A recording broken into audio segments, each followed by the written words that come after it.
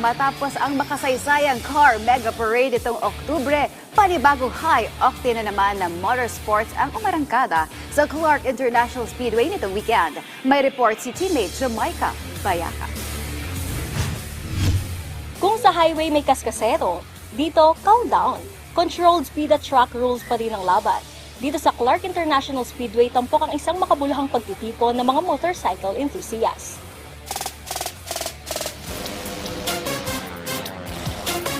Ikatlong taon na ito ng Clark International Festival of Speed o CFOS. Kung noong Oktubre ay bumiyahe ang 4 wheels, ngayon sa temang Where Speed Meets Culture, umalangkada ang 2 Wheels Fest mula November 28 hanggang 30 sa Clark, Pampanga.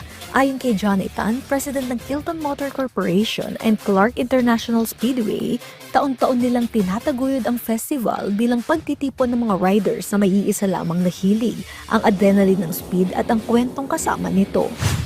We got the idea from some gorgeous Nvidia Woodford of Cruise here, England, man. Macau, and The Panigale. halo-halo na, and Pebble Beach. So we put it into one, so every end of the year, some of our we have a Suzukis culmination of all the races. and the Pro is Those who here. love riding on 2 wheels and those who love 4 wheels, we have Fantastic Tour de stuff. Elegance for 4 wheels and Gypsy Tour for Thanks to 2 Yamaha. wheels. So Yamaha reps it's your like a heart. get-together Also of Suzuki, Simon Tire, motorsports Zaneo, enthusiasts Baton every Tire. end of the year.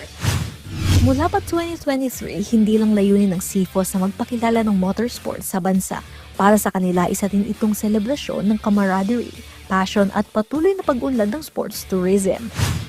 What we aim for coming years is to really boost the tourism here in Clark, Pampanga, wherein people can just come over, enjoy the motorsports, the racing. Sa Day 1, kinilala ang mga nanguna sa photo and video shutter session contest bilang culmination ng programa mula sa nakaraang edisyon at sa kapormal na binuksan ng event sa isang ribbon cutting ceremony kasama ang mga organizers, sponsors at ilang top racers. I wasn't expecting to win anything when I joined, but I guess I was just given the right opportunities, the right timing, and yeah, I just trusted God's guidance. Yung objective namin is to have fun yun. Dun sa part na mag-shoot, go around sa vast space ng meron ng Clark Speedway. Samantala, mas lalong nagpaigting ang ilang mga exhibit, moto truck experience at isang makabuluhang parada. Din ang iba't ibang uri at disenyo ng motorsiklo para sa Gypsy Tour Parade. Ang ilan pa rito ay customized made. Mula CDC hanggang Speedway, naging makulay ang kalsada ng irampa ng mga riders ang sakay nilang motor. Tinitiyak ng CFOS na safety first mula sa marshals, medical teams hanggang sa advanced truck safety measures para protektado ang mga riders. Safe way of racing.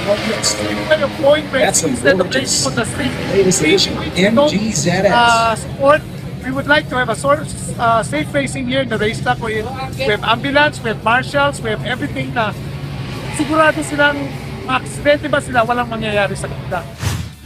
Pinaka-highlight naman sa huling araw ang Morac National Races. Dito nakita ang tunay na diwang man and machine. Isa sa mga nanguna ang top Filipino superbike racer na si TJ Alberto. I think any sportsman, regardless of the result they get, they want to continue to improve themselves, right? So just like me, I want to always improve. Even if I have already 5 championships and I won 11 races this year, I still want to continue to improve myself. And the wins will always be just a result of your own improvement. Higit 300 ang nakilahok sa 3-day event, isang matagumpay na pagdiriwang at legasiyang magpapatuloy sa mga susunod pang taon. At pagkatapos nito, walang parenong paghahanda ng CFOS para sa mas malaki at world-class na karera sa Marso. Jamaica Bayaka para sa atletang Pilipino, para sa bagong Pilipinas.